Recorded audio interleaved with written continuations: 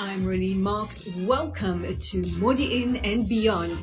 Join me every Sunday between 3 and 4 on Radio Modiin as we take a look at what's happening in Modiin, Israel, and beyond.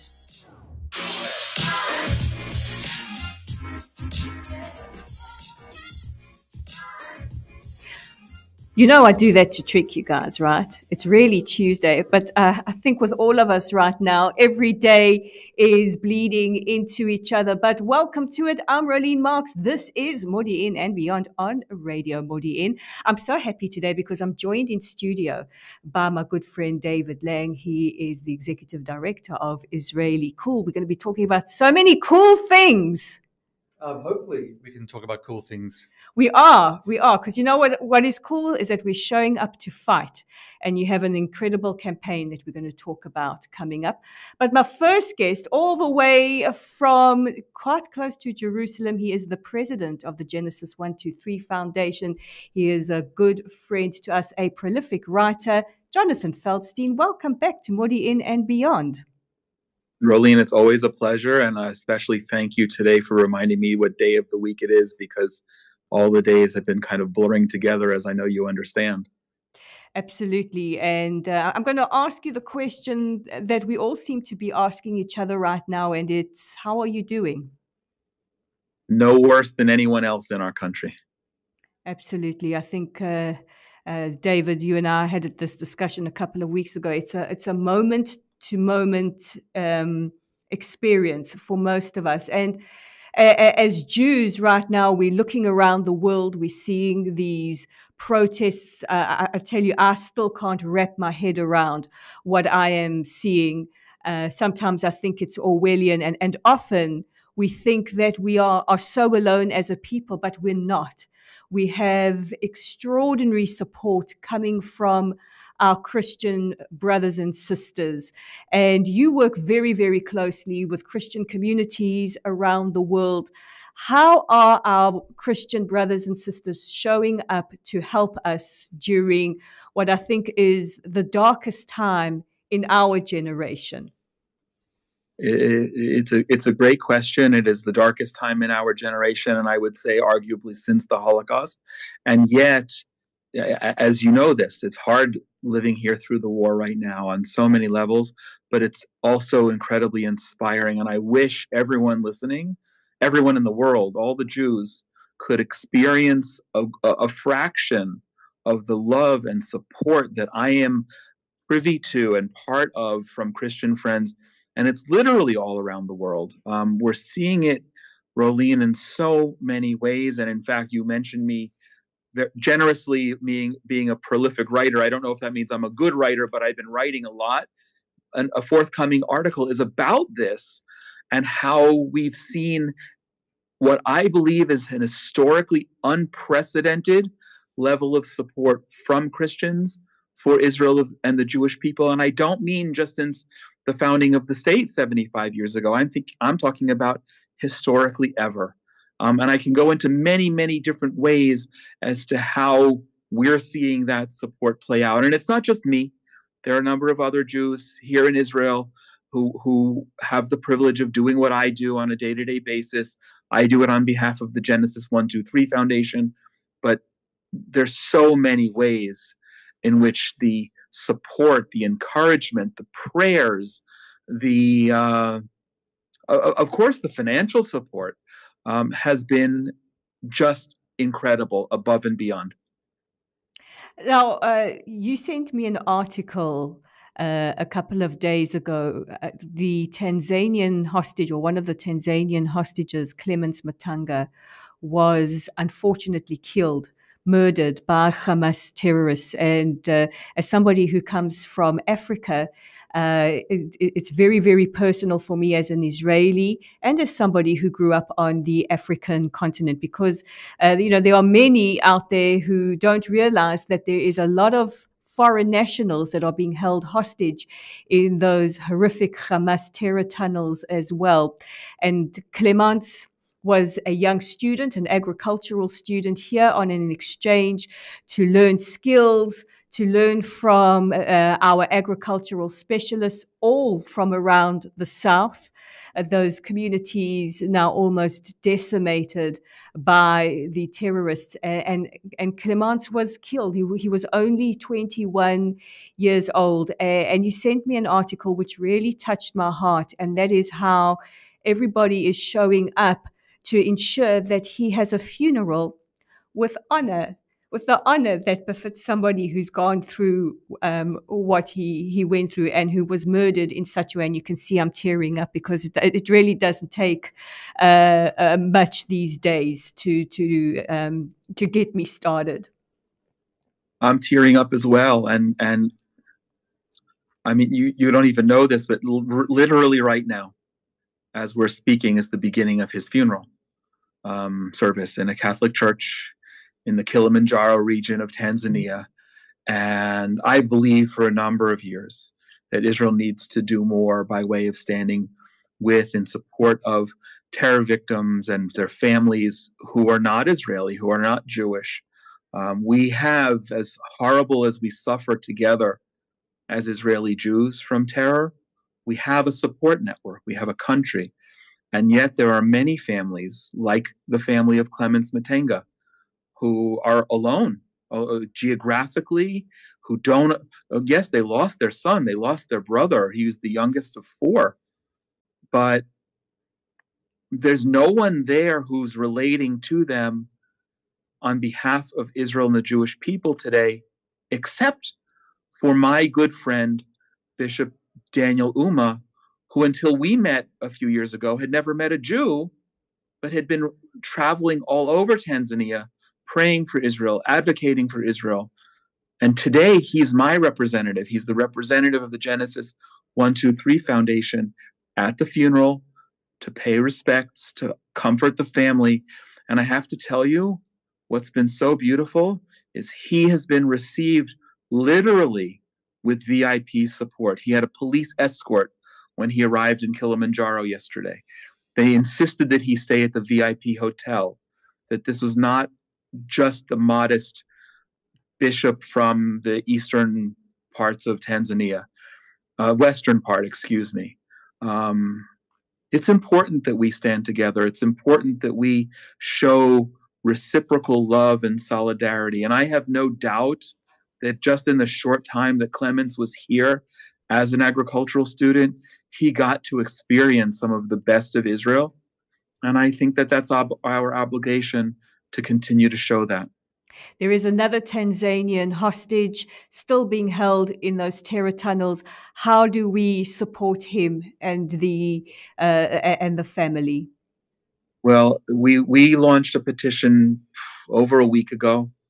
I'm so thrilled that thousands of people from some 70 countries already have signed it, and anyone who wants to do so can go to genesis123.co. We have a petition. It's going to the United Nations. It's going to the Red Cross, which my assessment has been abysmal in their lack of care or activity on behalf of any of the hostages, much less the Jewish and Israeli ones, and the heads of the G7 and all of the countries who have nationals who have been taken hostage in Gaza by Hamas. And we need to advocate to bring every single one home.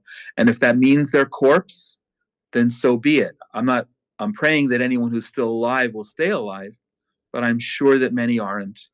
And I think that having tens and hundreds of thousands sign this petition and then all over the world inundate the United Nations offices and the Red Cross and the embassies of all of the countries, we can give strength to Israel that when the ceasefire ends, we can continue to go about what's necessary and painful to do, but that will ultimately see all of the hostages released.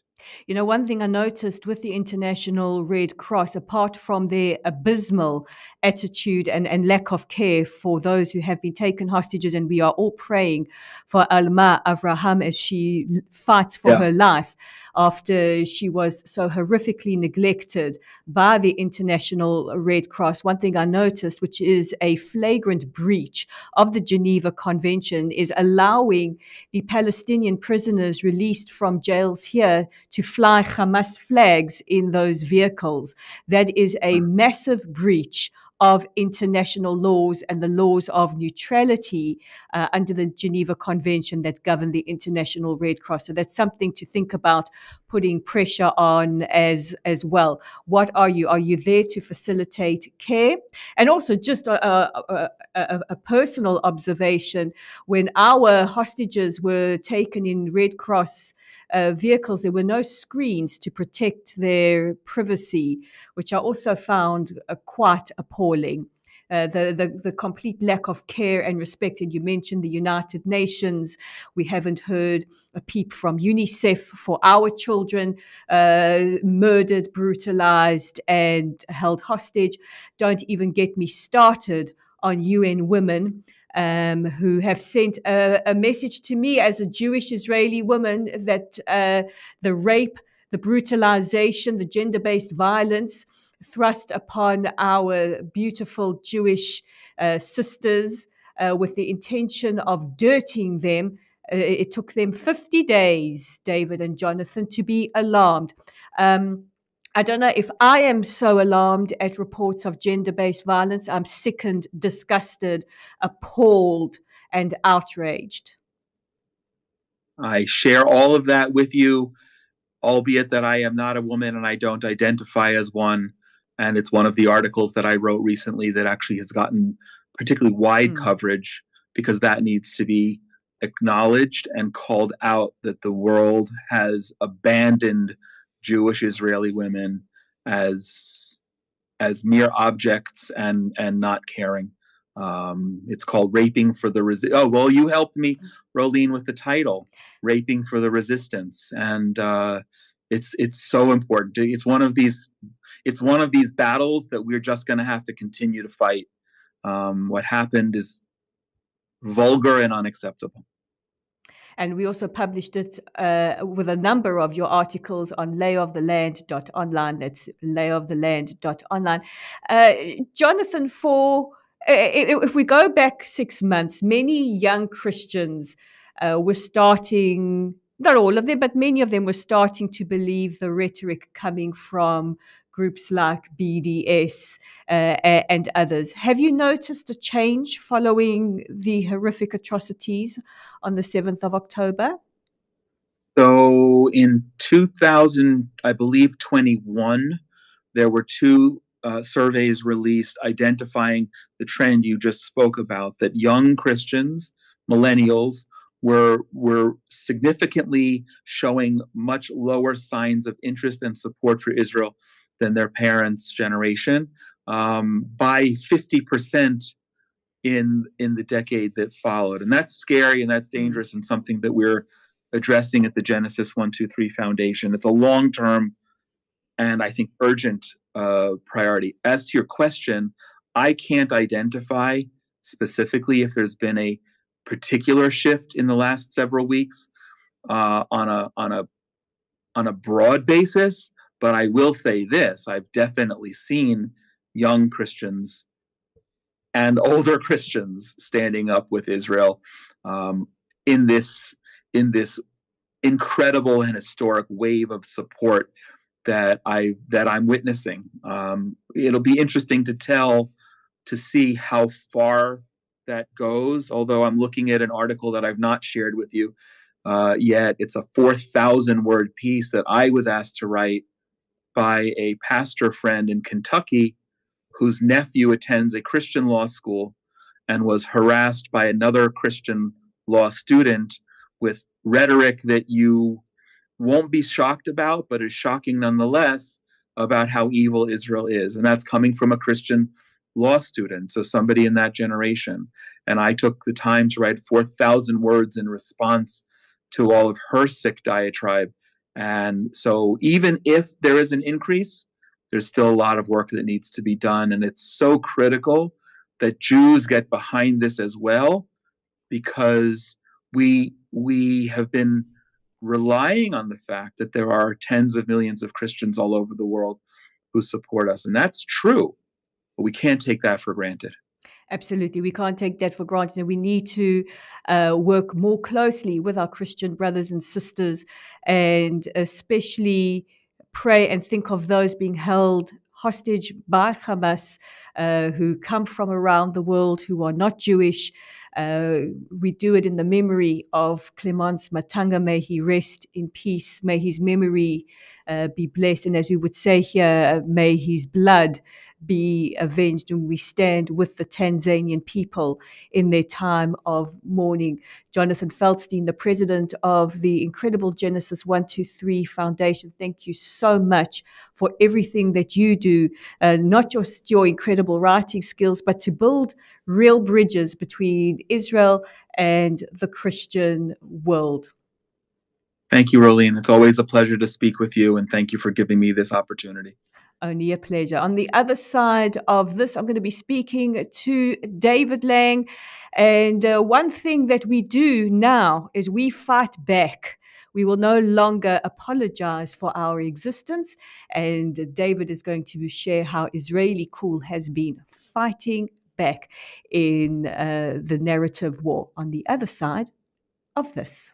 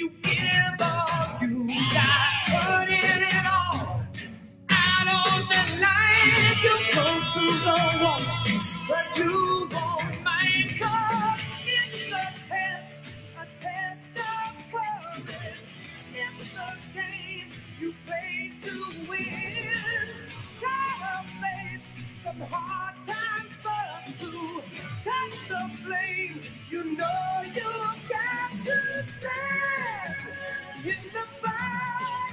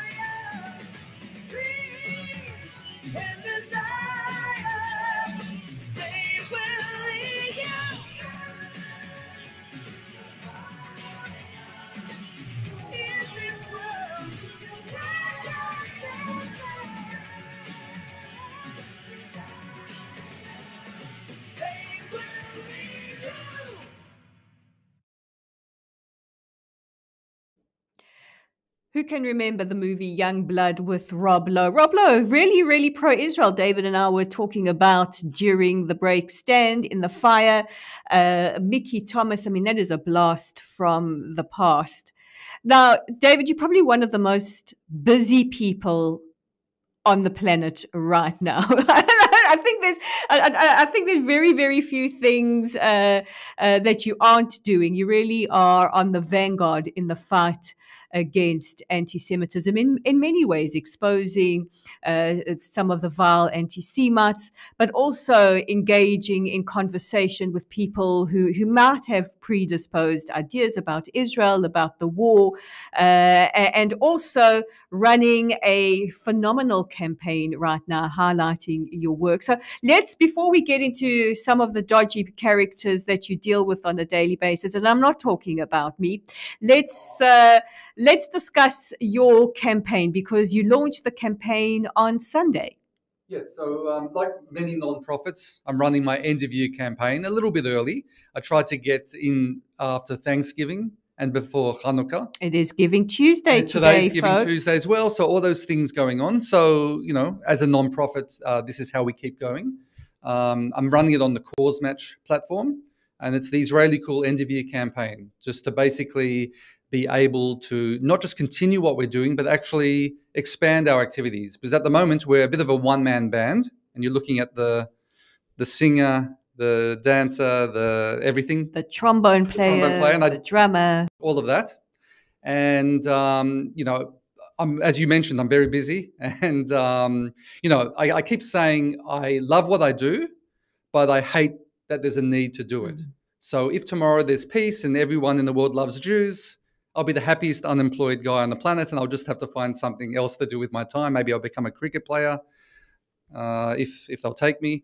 But in any event, very busy, and I want to be able to build on the wonderful platform that I've been blessed with and been able to build over the last 20 years actually. Good. So how do we get involved? Well, don't be shy. Well, RoleAne, actually, you know how people can get involved because you are one of my trusty ambassadors. So thank you very much for that, for standing behind IsraellyCool, not just having me on for these wonderful discussions that we have and for your friendship, but, standing behind it where it counts. So there is a link that hopefully will be publicized on the YouTube channel, because I don't remember it off by heart, RoleAne. You have your own special identifier at the end. But if the easy way, I guess, is for people just to go to IsraellyCool.com, and at the top there's a donate area, and if you click on that, it will go straight to the end of year campaign. And if people would like to contribute in this fight in that way, there's so many wonderful causes. Yep. And of course, we've all been contributing to these causes. First and foremost, our wonderful soldiers, the IDF, and all associated causes. There's MADA, there's, speaking about the International Red Cross, but MADA, who are not part of the International Red Cross, in another sign of their anti-Semitism. They have the Red Crescent and the International Red Cross, but Magen David Adom are not part of that. Go figure, right? No one's surprised by that. Hatzalah, I could go on and on with a wonderful organization. So if anyone has a bit of leftover, so what I want to say is, as much as I would love people to contribute to the campaign, first and foremost to those other frontline organizations, IsraellyCool, we are on the digital battlefield, which is very important. Extremely important. But, in perspective. So look out for my personal link to David's campaign. Is going to be posted on my social media along with the YouTube clip of the show. It'll be on my Facebook and on my X account a little later. But let's talk Tachlis, because you are on the front line, and the digital battlefield is just as important, because we are fighting a narrative war, and we are up against a very, very, very sophisticated enemy, 100 times our size, with immense financial backing and able to spew some of the most putrid rhetoric that is imaginable. And you do a lot. You expose the haters. You also give kavod to the people who are standing up for us. I noticed yesterday Conor McGregor, who dealt a knockout smack to the TSAC, the Prime Minister of Ireland, Leo Varadkar. No TSAC. Emily Hand and 240 other people did not get lost in a terror tunnel. They were taken there by Hamas terror operatives with the intent to create further anxiety, terror, and play psychological warfare with their families and the state of Israel. No, she didn't get lost. She's not a sock. And also, you've been engaged in quite a number of debates. You and I were on a panel just a couple of weeks ago, which really exercised our intellectual, philosophical skills. But you engaged Mark Lamont Hill. Tell us, first of all, who Mark Lamont Hill is and a bit about the discussion that you had with him. Yes, so Mark Lamont Hill, for those that don't know, is a Temple University professor whose main claim to fame, or infamy rather, was a number of years ago being sacked by CNN as a political commentator because he appeared before the UN and he chanted "From the river to the sea," which we all know is a genocidal chant. And take notes, BBC. And all the others. And I've been writing about him a lot since then. I've been exposing what I've seen as anti-Semitic pronouncements, anti-Semitic behavior from his part, support for terrorism. So after a number of posts, he's been trying to challenge me to a debate. And in the past, I've been a bit reticent about doing that because I felt that, I don't want to give him even more exposure, although I do like highlighting people's anti-Semitism and terror support, of course, but something twigged in me this time round. So in my previous post, or my latest post about him, I wrote about how he appeared at a rally, I believe it was in Chicago or Boston, if I'm not mistaken. And again, with the chants, and it seemed to me that this was another affirmation of his position that Israel as a Jewish state shouldn't exist. So he didn't like it. I think the title of the post was something like Mark Lamont Hill's lame defense of From the River to the Sea, or something along those lines. My titles tend to be a little bit on the less subtle side because that's the way of social media. You want to get eyeballs and you want people to read on. And also we're done being subtle. We are done being subtle. The gloves are off. Indeed. And so, of course, he didn't like that and he challenged me to a debate again. And I said this time, yes, I'll do it. And I think because what I'm seeing now is, Baruch Hashem, there are so many more people on the digital battlefield on our side than there were in the past. Yes. And so many people are there fighting the good fight.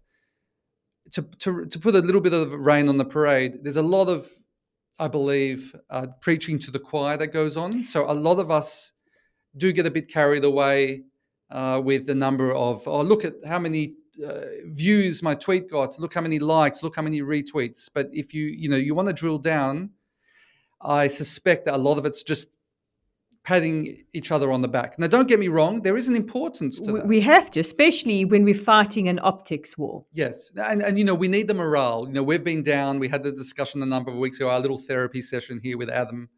And, it is very important. So I don't want to belittle that in any way. But if we really want to fight this war effectively, we have to get beyond the choir. So yes, getting our material, our posts retweeted is important because it can get to the eyeballs of other people. But we have to do more than that.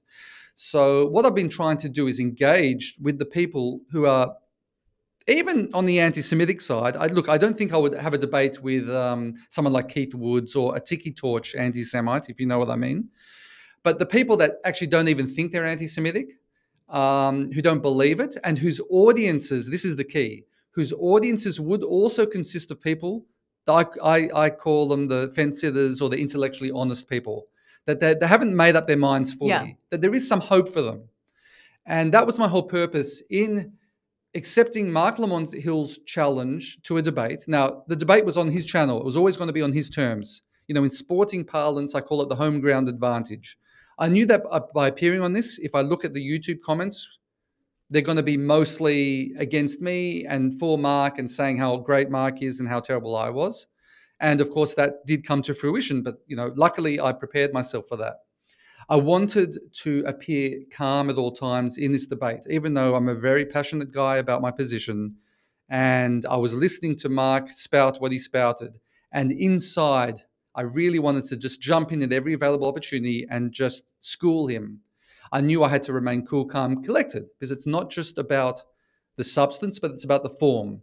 You want to come across to the people sitting on the fence, not as this angry guy, because already the narrative that the Mark Lamont Hills of the world want to portray to the world is that we're the aggressor. So if you come to a debate and you are in aggressor mode, as it were, you already are conceding valuable ground. So these were all the sorts of things I had in mind. But at the end of the day, I wanted to get certain points across.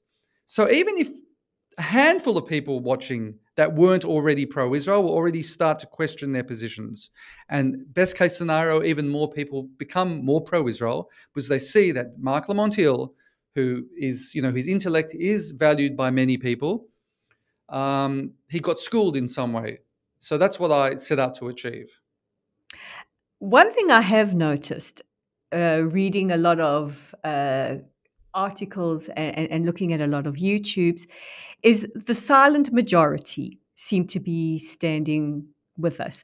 They don't feel maybe intellectually competent, or they don't feel strong enough to go out there and take to the streets or take to social media. But what I have noticed quite a lot is that we do have the support of more people than we realize. I think what has really tipped a lot in our favor is the behavior of the pro-Palestinian, or we'll call them pro-Hamas sector. I think when you maraud through the streets of New York or London or Paris and you deface war memorials and you use aggressive language and you assault police officers and you spout off genocidal rhetoric, that's not helping your cause. I mean, from our part, I say, here you go. Do you want a flare? I'll help you with it. Their behavior is so ludicrous compared to what you are seeing from us. And I looked at London on Sunday with such joy to see what is estimated now at 120,000 people. Many, many Christians, many Kurds, many Iranians marching peacefully, singing God Save the King. The cenotaph didn't have to be protected, waving union flags. And you're seeing this contrast in behavior and in people's attitudes towards Israel. Well, I am. Are you seeing any of that? Well, as you said, it's silent, so it's a bit hard to ascertain, but I think there is a lot of that. It makes sense. And what you just described has been my philosophy the whole time, what I've been seeing for so long, and the philosophy behind IsraellyCool, which is, I'm not about necessarily shutting down these people in terms of getting their Twitter accounts, Facebook accounts, Instagram accounts banned. Because I believe that actually one of our best weapons are their own words and behavior. It's hoisting them on their own petard, to quote a famous playwright. So, and we're seeing that, as you said, we're seeing it so much more now. And as you mentioned, these protests are seen to the vilest of behaviour. In Australia, a place like Australia, where I was brought up, we had, these cries at Sydney Harbour, outside the Sydney Opera House, gas the Jews, F the Jews. And you just, get the cameras on these people, shine the light on them and let them just take it away. Yeah. And then, of course, people like me, you and other people on social media can then amplify that and say, look, these people you really want to be supporting. And in contrast, as you mentioned, our side, beautiful, love. There isn't this hate and invective. I mean, you don't see at our rallies people calling for, Gaza to be wiped off the face of the planet. If anything, you see a lot of empathy. Absolutely. Because I don't think any of us are anti-Palestinian. I think we're all pro-Palestinian. We all want to see Palestinians live, with dignity, but we are vehemently anti-Hamas. Well, we're anti-Hamas, anti-terror, and all those that support Hamas, which is unfortunately a lot of people that we're seeing around the world. So, at the end of the day, we need to be forthright in our position and at the same time use their own vile behavior against them. Oh, there's Douglas Murray, who's such a friend to It's us. amazing. As he so brilliantly said, every now and then you fire up that flare and it illuminates those around you. So we certainly see who they are. And they're some usual protagonists, Mark Ruffalo, Roger Waters, George Galloway. And then there is Wokey Horror. Yes, I'm proud of that one. It's up there with Shirley Temper. But you know, I loved that you said that she took too much of a jump to the left. All right, so you want to explain? I mean, most of your listeners probably know who we're talking about, but maybe some of the younger listeners who aren't well versed in great musicals. Okay, well, look, she hasn't had a career hit for a number of years. I mean, the metaphor that she drove off a cliff at the end of Thelma and Louise is not lost on me. It's Susan Sarandon, who was in Thelma and Louise like a million years ago and was in Rocky Horror. And she really hasn't done anything of significance since then, now dropped by her agency, UTA. But really, really appalling behavior. Take it away. Yeah, well, as you mentioned, she was dropped from her agency, and many news reports are claiming that she was dropped by her agency for being pro-Palestinian. And that's the usual obfuscation from the usual suspects, because that's not why she was dropped. If anyone was truly pro-Palestinian, they were in support of the civilians, there's nothing wrong with that. Nothing wrong with that. But she's gone too far. And at a recent anti-Israel rally, she said something along the lines of, now the Jews, with their anti-Semitism, are now feeling what it's like to be a Muslim in America. That's what she said. Now, leaving aside the fact that that's an absolute inversion of reality, Jews make up about 2.4% of the US population, but according to FBI statistics, are the subject of about 60% of hate crimes. So, we don't, not to compare whose persecution is worse, but ours is compared to Muslims. And in fact, there was a lovely Muslim lady whose name escapes me right now, who tweeted in response to the Wokey Horror and she mentioned, she emigrated, I think, from Pakistan. She emigrated pregnant, out of wedlock, and how America brought her in, and what a wonderful life she's led. With all democracy, freedom of speech, and all the wonderful parts of living in a democracy like America, which, by the way, we also enjoy here in Israel, the only democracy in the Middle East. And so she really put the Wokey Horror in her place. United Talent Agency, UTA, also put her in her place. They were representing Susan Sarandon, and they dropped her because actually what she said goes beyond pro-Palestinian. It's actually anti-Semitic. It's flagrantly to belittle anti-Semitic. to first of all talk directly to Jews, not Zionists. She got sloppy, but Jews, and to invert reality in this disgusting, amoral way. It's appalling. So she was actually dropped by them. I noticed that since October the 7th, she's been very active on Twitter, on X. I keep calling it Twitter. Me too. Sorry, Elon. I mean, I know you're doing a phenomenal job while you're here, but... Sorry, but go back to Twitter. It's easier to say.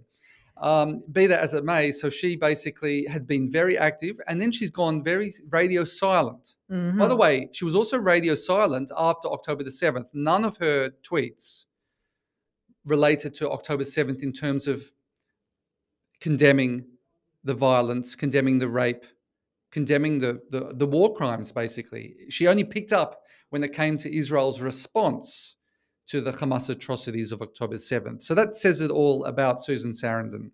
And we've seen that as a trend. Mark Ruffalo, Roger Waters, who's a massacre denialist, Galloway, who's a massacre denialist. A lot of people, Gary Lineker, once the great footballer, a lot of controversy in the United Kingdom because he is seen as the de facto face of the BBC. And wouldn't you know it, David, they haven't reeled him in or sanctioned him.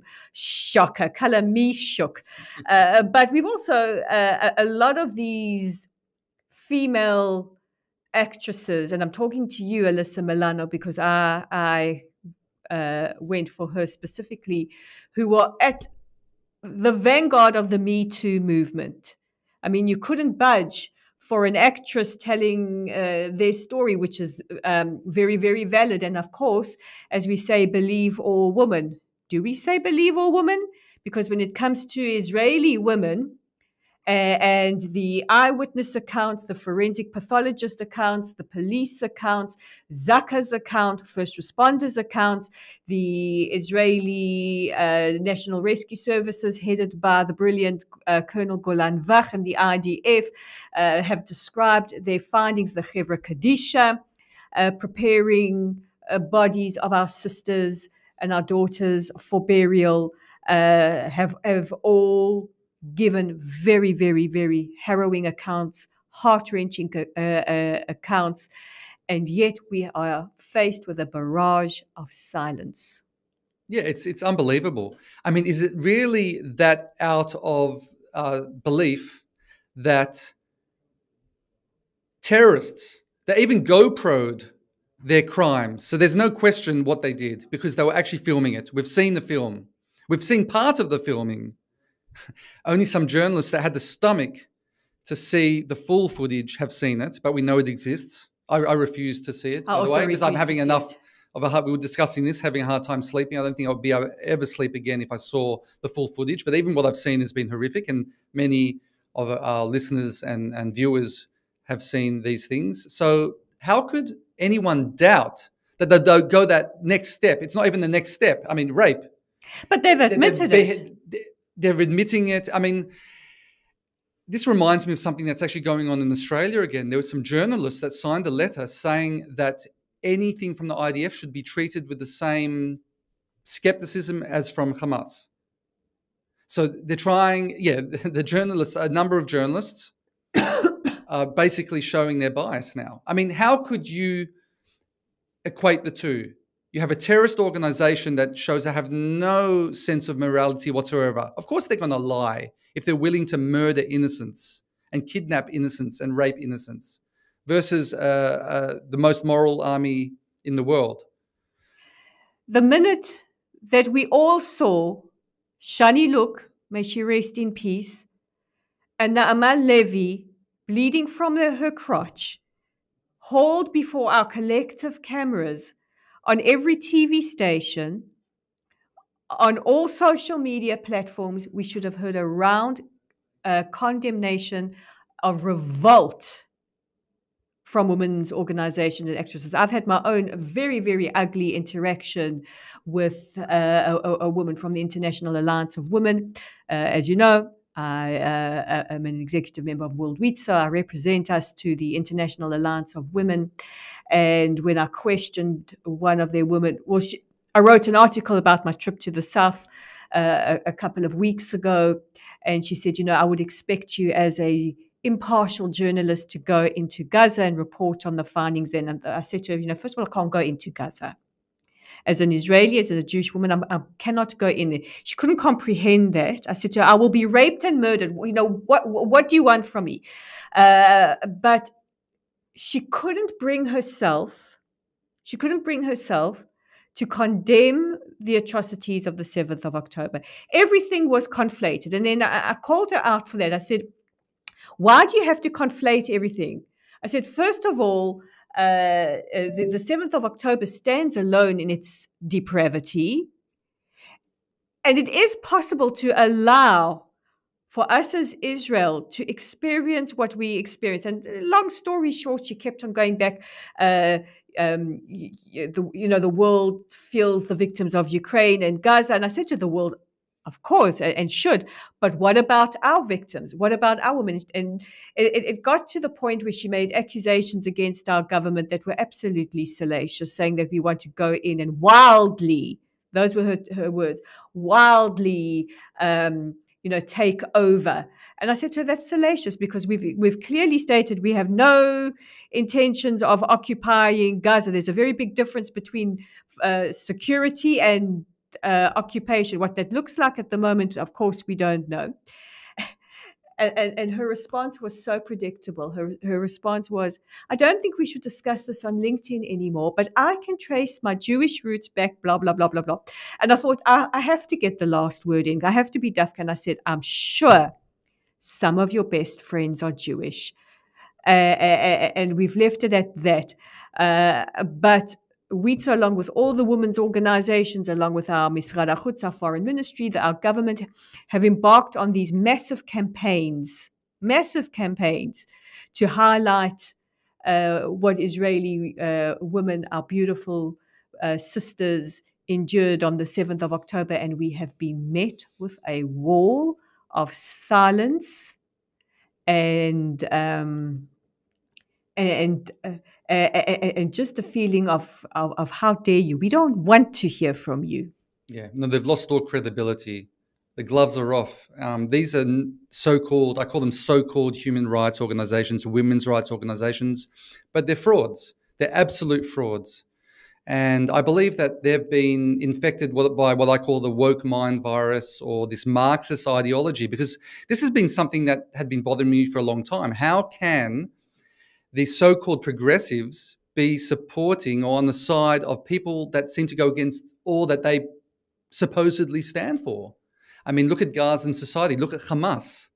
There's no women's rights there. I mean, No. just besides the wanton murder and mayhem, of course, if you can put that aside for a second, for the women of Gaza, they also, their rights are inhibited. So these people are frauds. They go into this, or they believe this Marxist ideology that there's an oppressor and a victim, and the oppressor is always, by definition, the more powerful party, the more successful party, and the victim is always, by definition, the weaker party. But that's not how life works. And it's intellectually lazy. It's very intellectually lazy. It's anti-capitalist. That's where the Marxism comes in. But Israel is successful because we want to help the world. We've always, since the inception of our wonderful modern state, this return of our ancient people to this wonderful homeland of ours, we wanted to not just be accepted amongst the pantheon of nations, but to be a light unto the nations, to benefit humanity. And that's what we've been doing. I'm very proud of what Israel has been able to achieve. And we've wanted to uplift our neighbors. We've wanted to uplift our Palestinian Arab brothers and sisters. Even back in the early days of pre-state, we were draining the malaria, the swamps of the mosquitoes, getting rid of the malaria. And we were doing this also to benefit the population of Arabs that were living here at the time. And had they just chosen the path of peace and accepted our hand in friendship and peace, then they would also be uplifted. They would also be thriving. And, going back to Gaza, when we withdrew in 2005, we gave them a chance to be, a Singapore. If Hamas had chosen to not divert all the humanitarian aid towards the terror tunnels and the rocket production facilities and all the other terrible abuse of power and money that they've achieved, things would be a lot different. But these so-called human rights organizations refuse to look at this, and they just see us thriving and the Palestinians, because of Hamas, the Gazans, because of Hamas, not thriving. It's, as you said, it's lazy, and I'll go a step further. It's actually an evil train of thought. It is an evil train of thought. And before we finish up, where do we go from here? Because many of us have been betrayed by friends who've shown us they don't really care about our well-being. I know my story is no different to many others who've cut friends off because they can't be bothered, and it's been a big reckoning, a big wake-up call. We can't trust human rights organizations.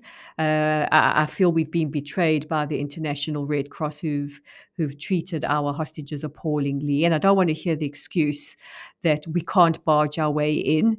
This is not your first rodeo with war. You're well equipped. You know what to do.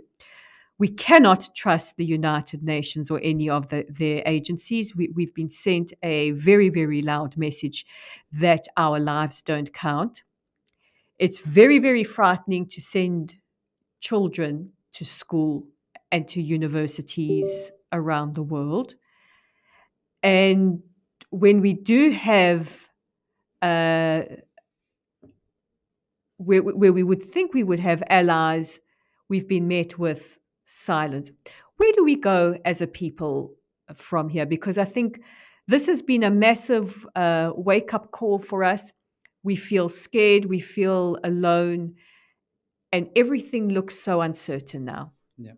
Well, I think first of all, we need to focus or maintain our unity. It's a beautiful thing that's come out of the most terrible of atrocities, because we, as I mentioned last time I was here, we seem to forget how we were quite a fractious society before October the 7th with the whole judicial reform protests and things got a bit ugly. And now we've all come together, which is fantastic. So I really, truly hope that we can stay together even after the dust settles, if it will ever settle from this horrible tragedy. So that's one thing I think we need to do, because if we're united, we're unstoppable as a people. We see that through history. You know, we're the most ancient people that lives to this day as a civilization, an indigenous people that has returned to our homeland and has been an utter success.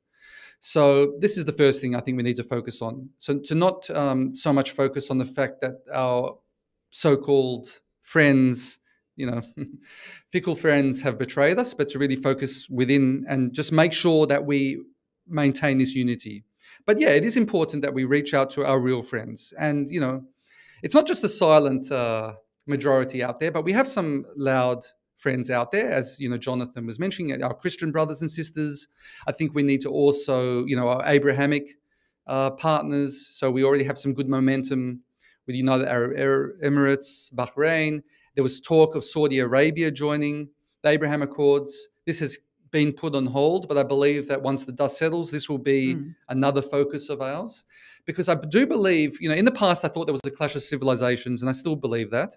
But it's not necessarily on religious grounds. I think within all religions and faith groups, there are people that share our values. So it's really a clash of values. It's a clash of values. So it's not Islam versus Judaism, because we, of course, have wonderful Muslim brothers and sisters who hold the same values as us. They do want peace. They want to thrive. They believe in the same God as us. So yeah, we have to focus on this bridge building with our values-based allies. And I believe there's a lot out there. So not to get down, we need to throw the others to the wastebasket, to the dustbin of history, because they were never our friends to begin with. We need to shame them, and we need to, call them out for who they really are.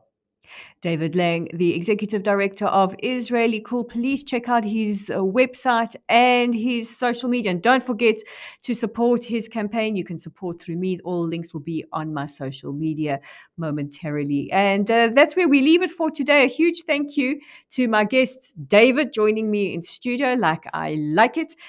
Jonathan Feldstein, the President of the Genesis 123 Foundation. Pe'er Atya behind the scenes, nodding his head, giving me a thumbs up, which meant I behaved myself today.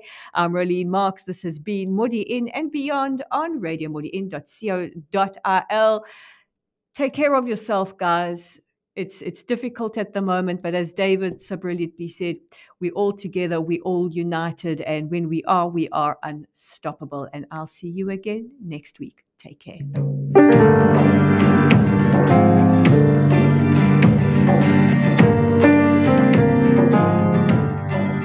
וכשהלילה תם והשמש מאירה, את תדעי מה לעינינו נראה. עצים סביב, רמי צמרת, אחר וכגזע. בתים גדולים סביב, החרוסים הם דהויי צבע. מעליך על הריסות אני אימא, ותאמיני לי אין כאן שום אגס ואין כאן פרח. לא גיבורים אנחנו, כי מלאכתנו שחורה, תשקע השמש תבוא העלתה, ואז ננום בבגדנו במיטה. כן, אמא זה חשוב, זה קשה וזה נורא. לא גיבורים אנחנו, כי מלאכתנו שחורה, תשקע השמש תבוא העלתה, ואז ננום בבגדנו במיטה. כן, אמא זה חשוב, זה קשה וזה נורא. בחיי שזה קשה, אך אני נשאר, אפורה האדמה ושחור האופק, וכחול שמיים כאילו משתעל, והוא ממתין ולא נוגע, הוא לא נוגע באופק השחור, ביניהם חלל, שום קשר וכל השאר, וזה קשה מאוד, אך אני נשאר.